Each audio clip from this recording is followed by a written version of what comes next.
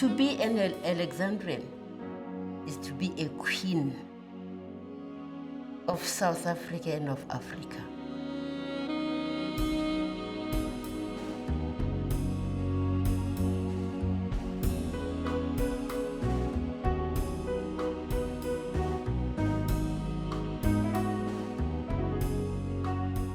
Those of us who come from Alexandra, who were brought up by Alexandra and nurtured and cultivated and made people, we believed that Alexandra was very, very special.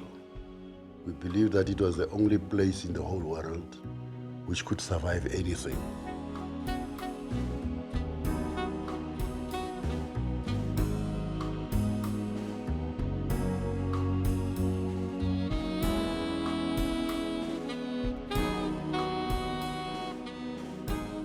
Alexandra has got the oldest residence. It has given birth to Soweto, Tembisa, Mabopane, and all these other townships.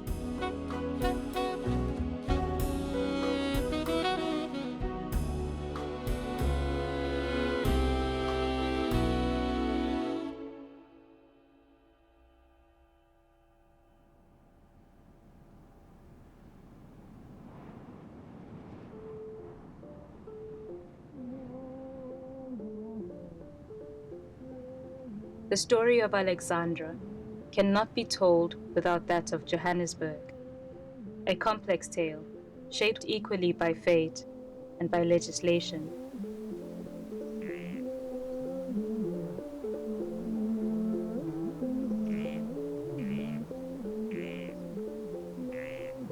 The grasslands of the future Johannesburg had been the home of the San, Basotho, and Amandebele, before the arrival of a completely new group of people.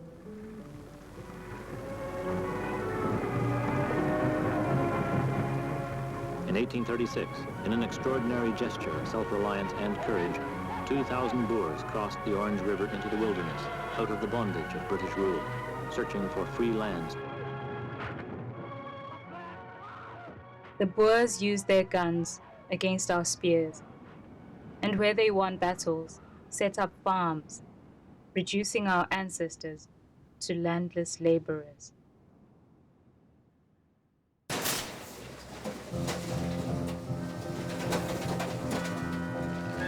When in 1886 they found that the land under their feet contained gold, prospectors from all around the world descended upon the Witwatersrand. The region was transformed.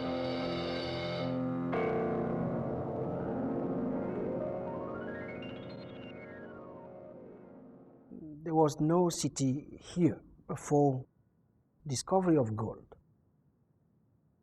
Transformation from a mining town to a colonial town entailed a whole set of new spatial organization. So I would say it was quite a revolutionary transformation, without which Johannesburg would have just been a mining camp.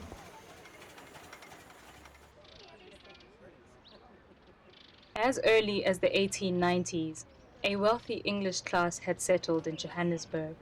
A modern state was being formed that would serve the interests of gold mining. Large corporations in the state worked together to ban traditional mining by Africans. Owners of capital, as well as the rulers of the time, undertook to build a town that looked European in a country that early on defined itself as a section of Europe in the wilderness of Africa.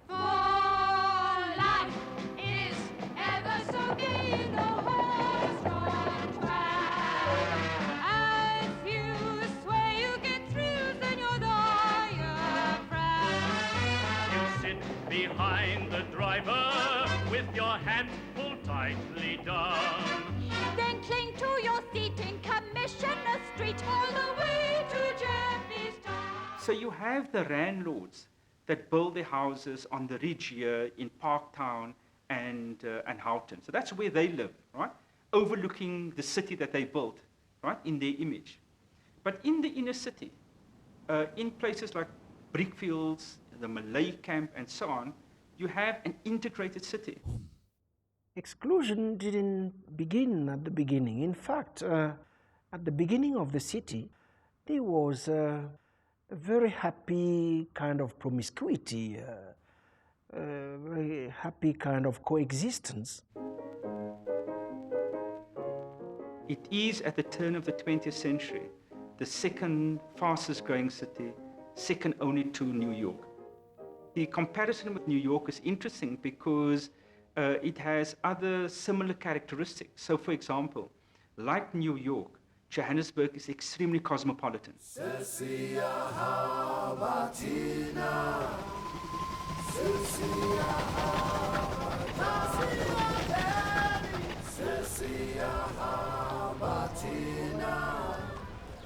You have African people coming from what is today Zambia, Malawi, Zimbabwe, Swaziland, Lesotho, and so on, Mozambique.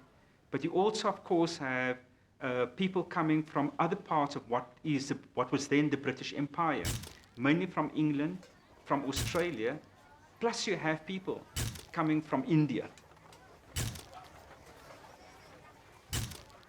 You have all sorts of colorful characters, Johannesburg's equivalent of the mafia, right? Living in boarding houses. And of course, what is important is that it's a very male city. It is, quite frankly, if one may use a Hollywood image, it is the Wild West.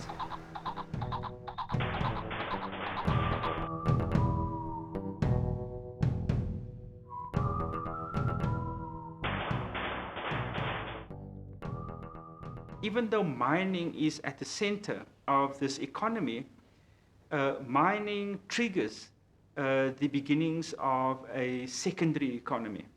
And that results in a significant growth of the white population, but also of the black population. And of course, what that means is that the state and industrialists have to deal with what to do with this mass of black people descending on Johannesburg.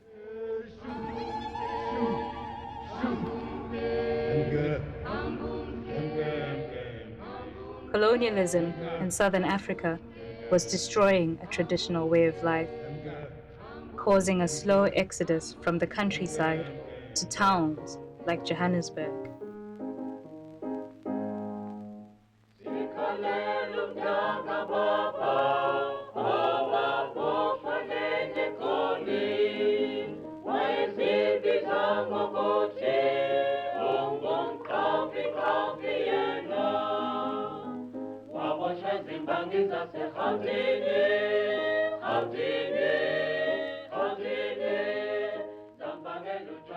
You have the typical migrant worker living in a compound who comes to work in the city, perhaps mainly on the mines, and then goes back to the rural area on an annual basis. That is your sort of typical single young man living in a compound, no family. If he has a family, it is in the rural areas. He sends his money to the rural areas. He is under the control of a traditional authority.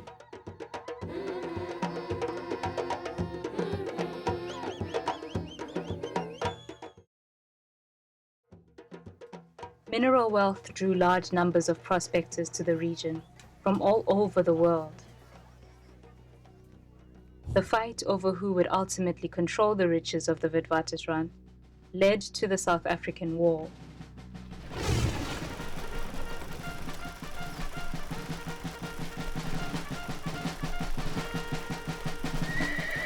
The war was long and bloody and dragged on for almost 3 years.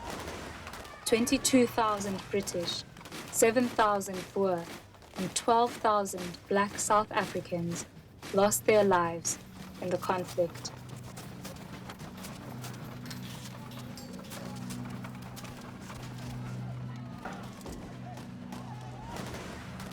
This epic battle between the Boers and the British colony finally ended in an uneasy truce, with the British Empire tightening its stranglehold on South Africa's land and resources. The defeat of the Boer republics and the formation of Union in 1910 marked the beginning of a new phase in the history of the country.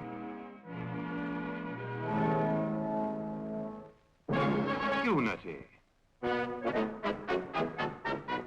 Rejoicing in the streets.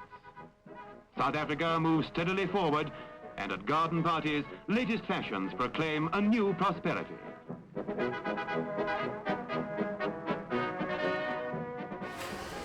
From this point onward, Boer and British would work together to take land from under the feet of Africans.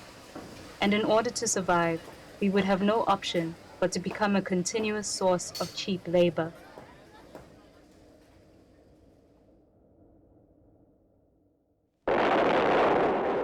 Gold mining and Johannesburg are synonymous. But in actual fact, there isn't a part of South Africa that doesn't benefit and share in gold mining's prosperity. The greatest component of our central market is the manpower employed on the mines and in the commerce and industries in the cities and towns that have arisen and are still rising around the gold mining industry. In significant parts of the country, especially in the interior provinces, African people buy back land, right? As sharecroppers, African chiefdoms buy back land on a significant scale. And in fact, as the secondary literature indicates, in many parts of the country, African farmers are quite successful and often more successful than Afrikaner farmers or British farmers. Because of the skills my grandfather had about cattle. Honestly, you'd think he's got some special magic.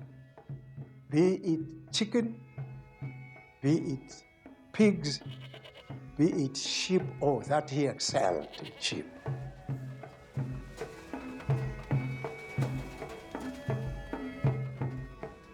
And what 1910 allows or creates the opportunity for is to get rid of these successful African farmers, including sharecroppers. And what you have in this period is an expulsion of tens of thousands of African people, almost an acceleration of land dispossession. Many of our grandparents owned farms, which were expropriated all over the country, even in Durban. They did the same. My father is from Zibitiel in Limpopo. The parents were staying in their farms. At all those farms, there was a thing that is called werksommer. Or werksommer, it means you work for nothing.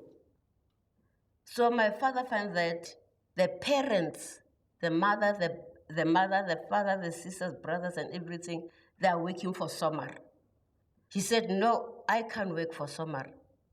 I'd rather leave the place. He left the place. He came to Johannesburg. And when they did have cattle, for example, they had to sell the cattle.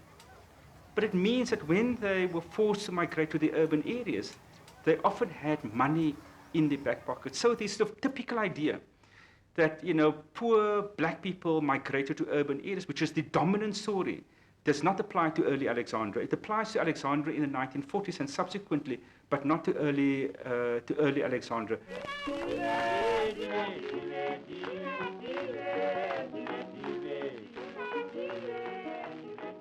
A prominent Afrikaner named Herbert Papenfus saw that land close to the growing city would be a commercial opportunity. In 1905, he bought the farm Syferfontein 2. He named this piece of land Alexandra.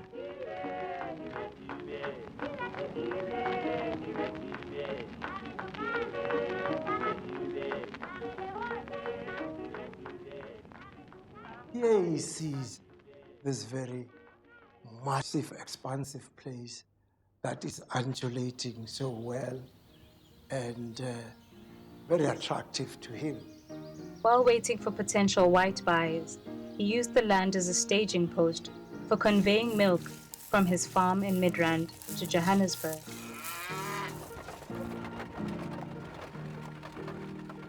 And the place was wet. It was wet everywhere.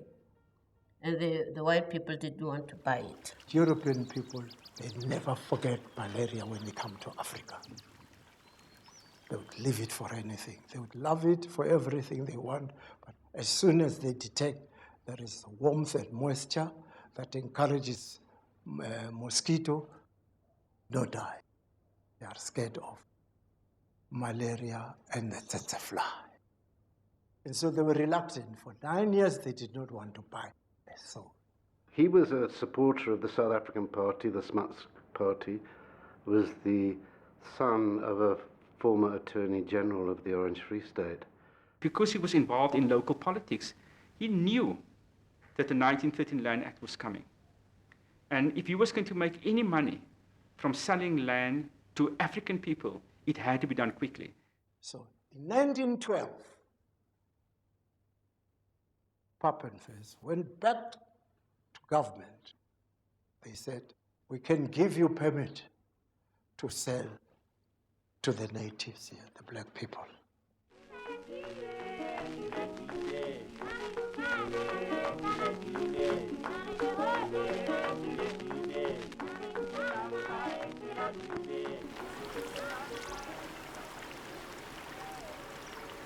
The ability to hold freehold land was a prized possession and believed to be both a right but a privilege, an extreme privilege.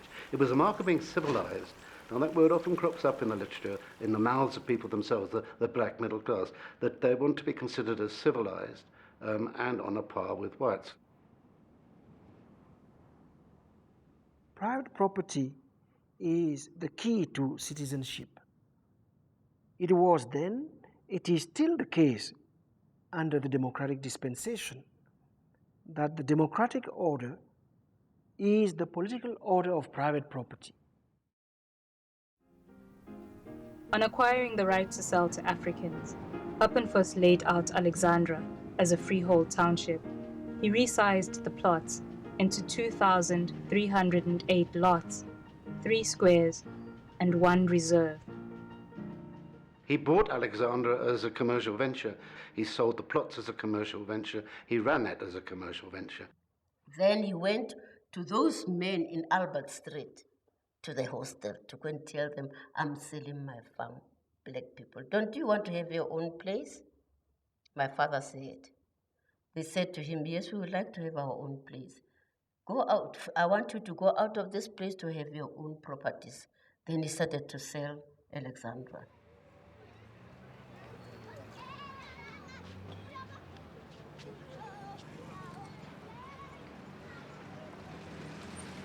You had people from the Free State, you had people from KwaZulu-Natal. You had people from all over the country, and obviously this was business for the people that owned the land. People were pushed off the land as sharecroppers or whatever. They lost their connection to the rural area, at least economically. They brought their families with them to settle in a place like Alexandra. They bought property, so they were invested in the urban areas. They saw themselves as urban. By 1913, there were already 40 houses standing tall and proud in Alexandra. 40 houses and 40 families. My grandfather, Mr. Heimbanjwa, he was the first to obtain properties in Alexandra. My mother grew up here. She came when she was 5 years old, and she died in Alexandra before they threatened to move us to Meadowlands. People were in search of their dignity, and people were in search of building a proper life for themselves. And that's what characterized our parents, and that's why they had this fighting spirit, because they sacrificed a lot to be in Alexandra. People of Alexandra, they got Ubuntu, Panalibutu. They love people, they know about people. Ubuntu is to care, to take care of other people. You know, here in Alexandra, it wasn't only our black brothers that were attracted to this place. There were lots of coloreds from all over the country who came here to live with my grandparents because they could see that they are settling in, amicably, friendly, and easily. So this is what happened. It wasn't a difficulty integrating with the people here. We used to play with coloreds, we used to play with Chinese. It's only Indian language that we could not get, because they had their own custom. But all the other languages, we learned them quick as we grew up, because there was no ethnicity grouping in our townships. Yeah, like they did when they took people to Diepkloof, that there's a zone for Zulus, a zone for Sothos. That never happened in Alexandra. We grew up as a family, as one nation.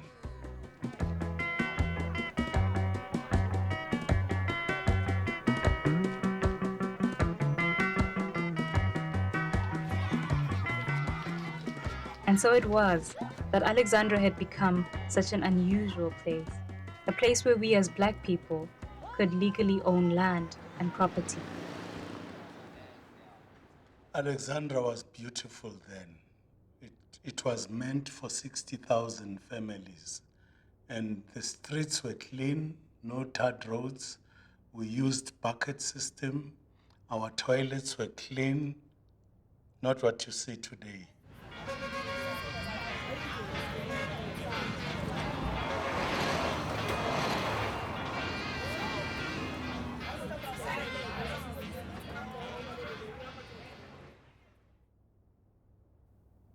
The African National Congress was formed in 1912 to defend the rights of Africans. Its founders were chiefs, church organizations, and prominent individuals such as John Dube and Sol Plaatje. For the ANC, the most serious threat looming on the horizon concerned rights to land. Despite efforts to stop it happening, in 1913, the long-anticipated Native Land Act was introduced.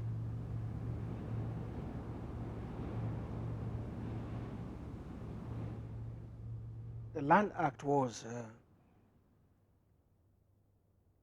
a tragedy. Sol Plaatje is the one who writes about the Land Act in one of his books.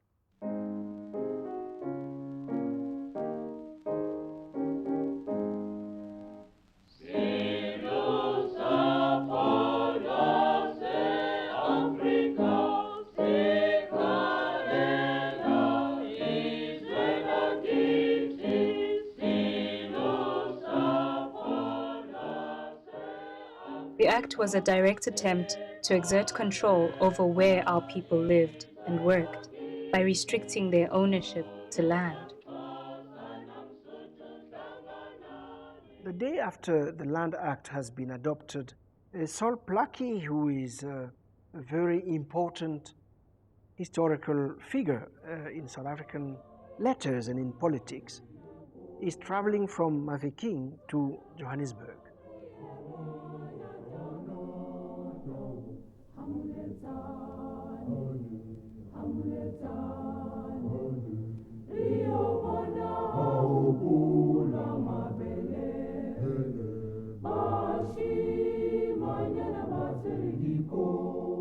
I saw little children shivering and contrasted their condition with my own children in their home in Kimberley. And when the mothers told me of the homes they had left behind and the privations they have endured since eviction, I could scarcely suppress a tear. So the Land Act was like, we can, I think, justifiably compare it to an act of warfare, which then results in a big refugee movement, some people moving into the outskirts of the cities, especially Johannesburg, and others then being allocated to reserves. But the Land Act prevented any further land sales on freehold title to African people. So and that is why, of course, one only has a few of these freehold areas. Everton, part of Sophiatown, and Lady Selborne in Pretoria. It was on the white farms that many who had come to Alexandra had learned important skills that would help them make a life in the city.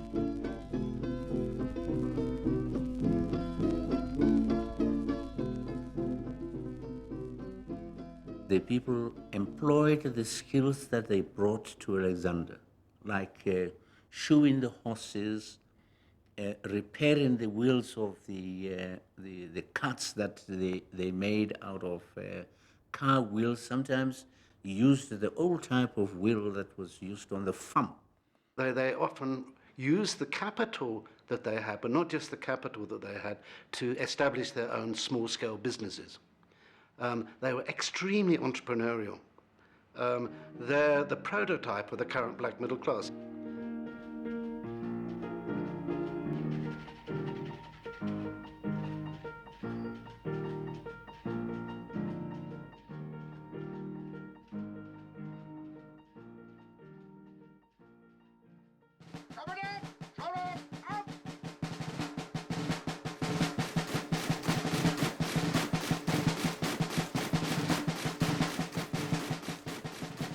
Remember, this is First World War.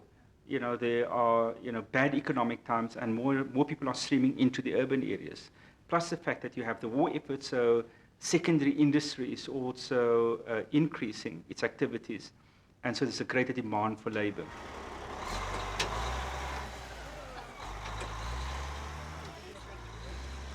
With practically no provision for accommodating them, it seems strange that 150,000 Bantu had been allowed to stream into the city, where they found work in homes, commercial firms and industry.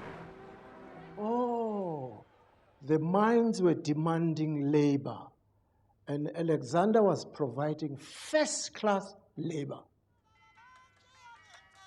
It didn't matter that Alexandra was far from the city.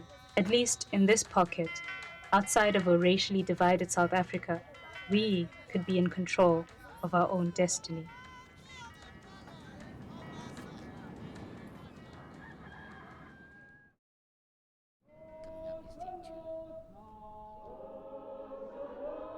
In 1916, the government introduced a health committee to oversee the township's affairs.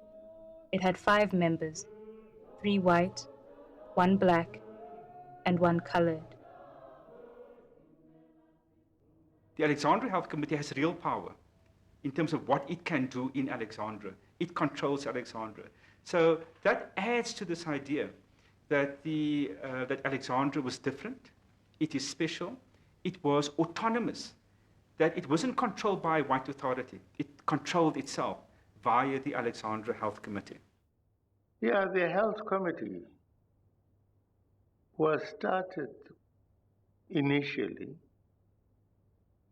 by the white government, but it had lots of people in it who worked here, like Dr. Kluma, etc., who knew what to do to get the people to attend clinics. Although the conditions, the general living conditions were very poor, there were a lot of dongas, and the streets were not tarred, there were no lights. There were restrictions such as how many dogs you could have, how many bicycles you could have. Many families had broken apart when men moved away to the city, leaving women and children without support.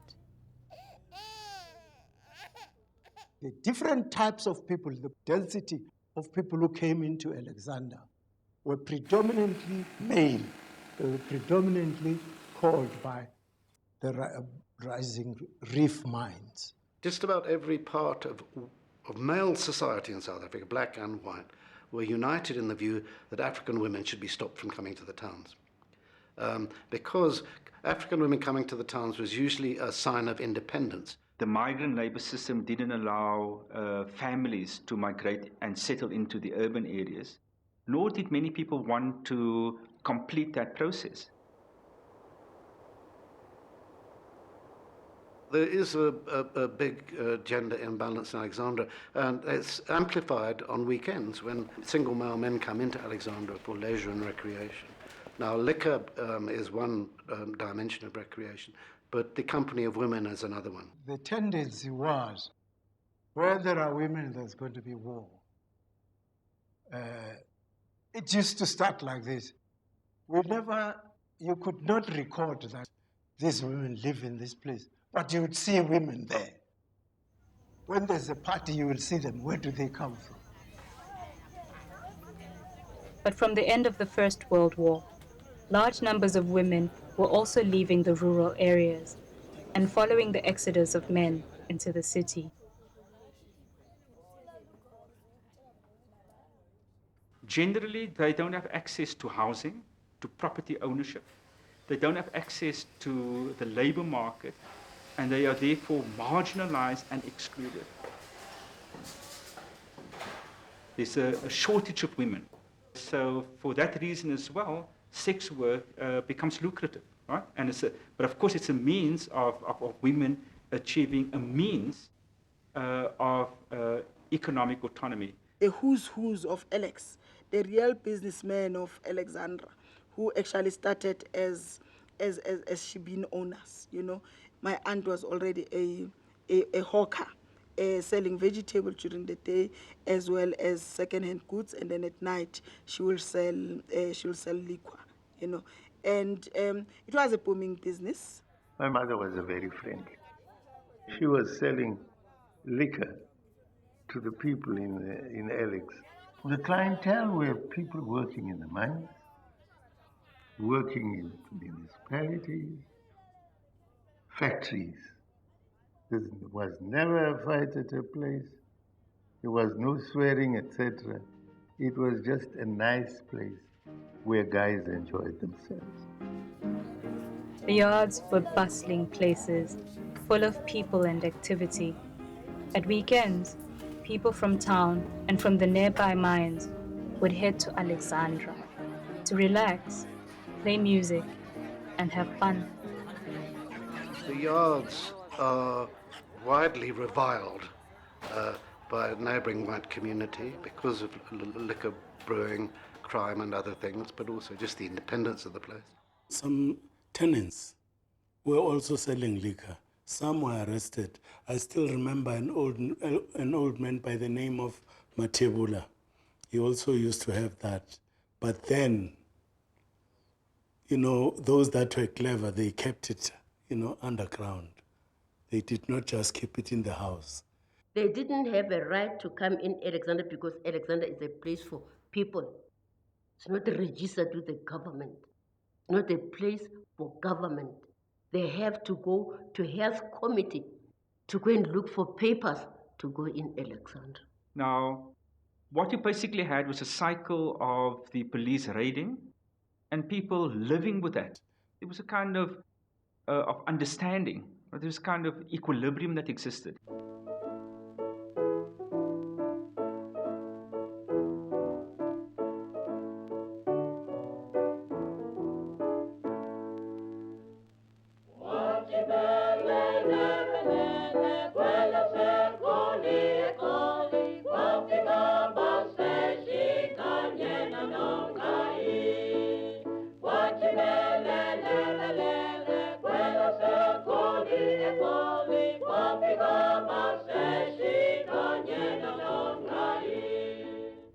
Of course, you also have elite women who are more involved in sort of education activities, in welfare, in church activities. So one must be careful not to portray, you know, all African women as being beer brewers or being sex workers. There were important class divisions. The idea of respectability is very, very important.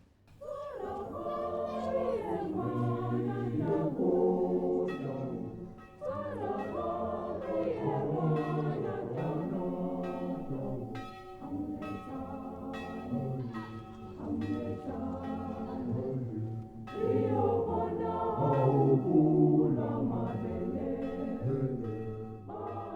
Alexandra is the kind of place where respectability is critical because of the sort of middle-class nature of the population. You have, from the beginning, established in Alexandra missionary schools. So there's a strong emphasis on education. When my mother was no longer working full-time as a domestic, she came home and participated a great deal in community affairs. But she was also very instrumental in a body called the Service Committee, where the people were now beginning to look forward, like establishing schools, establishing little groups of women being taught this, that, and the other, being more concerned about the affairs of women and how best they can look after their families. In 1923, the Native Urban Areas Act gave authorities the right to declare certain areas as all white and to evict Africans. Alexandra remained one of the few places our people could go to. The native should only be allowed to enter the urban areas when he is willing to administer to the needs of the white man. He should depart when he no longer so ministers. Alexandra, like other black locations, represents the sort of permanent presence of black people and in particular African people in cities.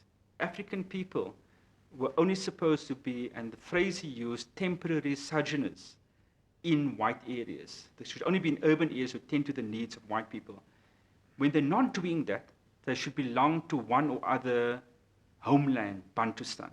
And therefore the cities were imagined as places, as white spaces. The sort of western periphery of Johannesburg becomes an important site where poor whites congregate. But of course, they're not just living on their own. They're living with black people. They're living with Malays, right? Living with Indian people. They're living with African people. And they're living in the same yards. They're living in the same houses. This goes completely against this sort of segregationist ideology. And an important part of the agenda of the white government post-1910, but particularly post-First World War, is to rescue the poor whites as part of a broader agenda to create the sense that whites are superior.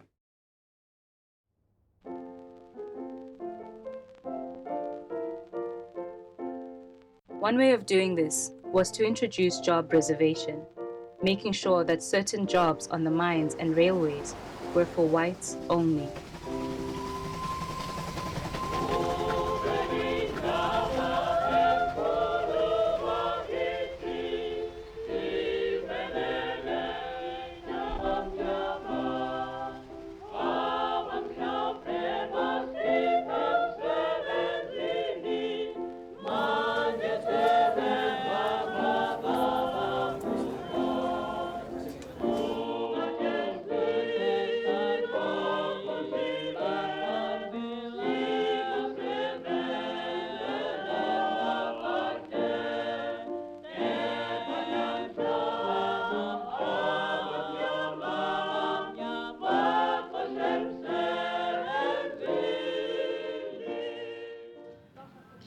Across the road from Vrededorp and Vitas, you have a massive white public housing project known as Hofmeyer for white working class people. And of course, many of them are given jobs in the public sector, in the sort of train service, in the post office and so on, to ensure that they have the economic means to separate themselves from the black working class.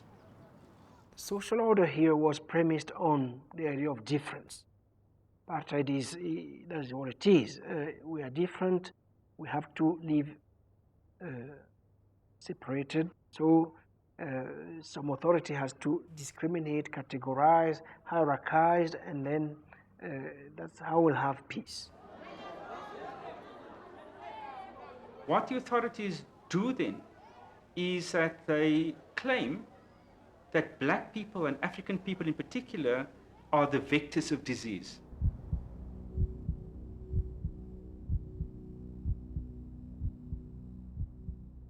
doesn't amount to the expulsion of blacks from the city, if only because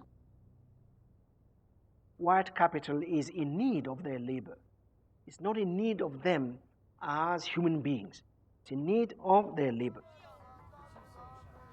But in the inner cities, poor people, black and white, lived together. Their children played together. They sometimes fell in love. Horror at the thought of racial integration led to the Slums Act of 1934 that would flush people out of the slums of Johannesburg. As this huge tidal wave of immigration from the slums especially, but from all over South Africa, takes place in Alexandra, you get the scale of subletting growing. And it's extremely lucrative. And it becomes a way of life. The property owners want to create this image of their place as a space for landowners, but they become increasingly dependent on tenants. But it's also a mutually reciprocal relationship. The tenants want a foothold in the city.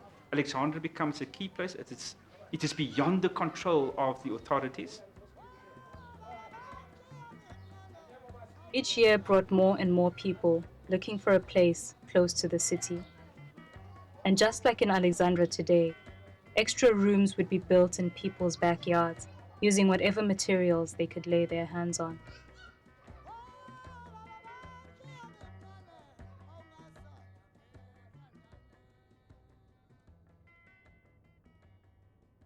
My parents have a yard where they've built houses for people to come and hire there. All the Alexandra residents did the same thing. The new white suburbs at the borders of Alexandra disapproved of township life, particularly the beer brewing, and what they saw as loose morals. The sheer numbers of black people in one place. Johannesburg begins to expand beyond its original northern borders. So the areas that are now known as Norwood, as Wynberg, Rosebank, it's all white suburbia. At the founding of Alexandra, that was empty space. Now it is becoming white middle-class suburbs. And here you have, in the heart of this sort of expanding suburban world, white suburban world, you have this black spot. But it's not just any black spot, it's not a slum. As you have on the western or eastern part of Johannesburg, it's a place where African people own property. As the 30s are coming to an end, there are urgent calls from white society for the township to be removed altogether. Why does Alexandra survive as this a black spot, as it's perceived to be? I mean, which is widely disliked and perceived as a threat by white society. It's because of Papenfus. In my view, Papenfus was a relative liberal, even in his day. I mean, he had a paternalistic interest in an African settlement and in the success of an African freehold settlement in Alexandra. And he intervenes often.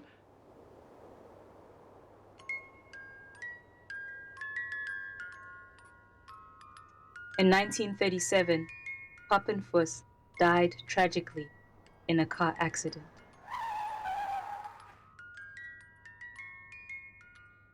The oldest Alexandrians claim that Alexandra was named after Papenfus's daughter.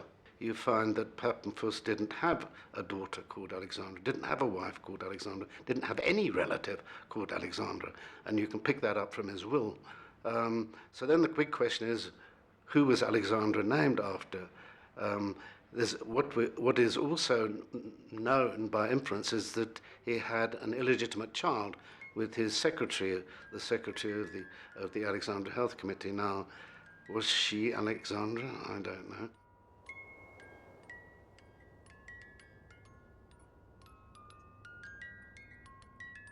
Johannesburg would like have its hands off, and government was not too keen to sort of see to it, to the provision of facilities, improvements of roads, setting up the lights.